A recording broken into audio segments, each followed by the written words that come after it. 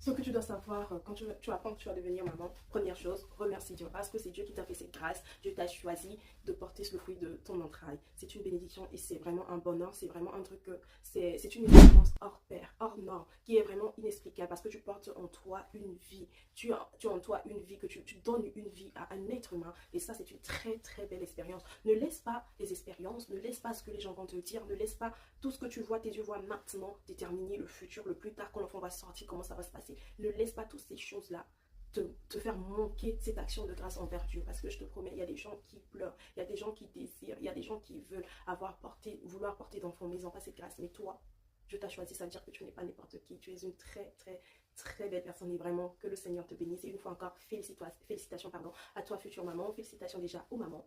Voilà, simplement aux mamans qui sont déjà mamans. Donc, deuxième chose, il faut aussi savoir que maintenant, il faut prier, beaucoup prier. Parce que quand tu portes le fruit de tes entrailles, il y aura beaucoup, beaucoup de choses qui vont se passer. Donc vraiment, il faut beaucoup prier. Quand tu apprends que tu es enceinte, il faut vraiment beaucoup prier jusqu'à l'accouchement. Même après aussi, il faut toujours être dans la prière. Troisième chose, il faut aussi vraiment se préparer psychologiquement, sachant que tu vas recevoir un enfant qui va venir en fait, si vous êtes déjà, si tu es avec ton mari, ton mari ou ton fiancé, vous êtes à deux, donc une personne va venir s'ajouter et cette personne c'est encore un tout petit qui ne connaissent pas encore l'environnement, le dehors en fait, parce que quand l'enfant sort directement dehors, l'enfant découvre et ce qui fait que deux fois la nuit, l'enfant fait que pleurer.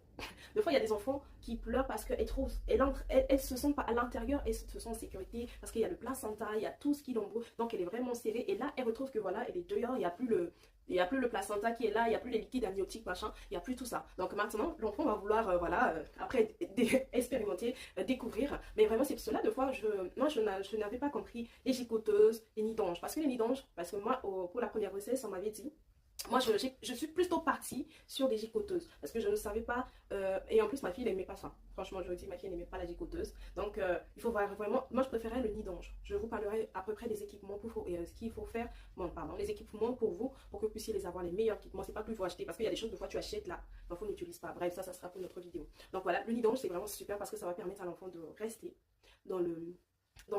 Garder cet aspect d'être vraiment dans cette placenta, dans cette couveuse, la voyez, pas couveuse, mais je veux dire, le fait qu'il est toujours, voilà, serré, parce que le nid d'ange, c'est plutôt bien. Et la gigoteuse, moi, je suis pas trop fan, franchement, et en plus, ça coûte cher. Ça coûte cher, et en plus, je suis pas trop fan. Moi, je les avais achetés, mais ma fille n'est pas du tout utilisée. Et maintenant, la quatrième chose, il faut leur planifier tous tes déplacements. Pourquoi? Parce que quand tu vas sortir, il y aura un petit ange que tu vas devoir te déplacer avec, où tu vas aller et tout. Donc, vraiment, et aussi, la cinquième chose, il faut aussi savoir que c'est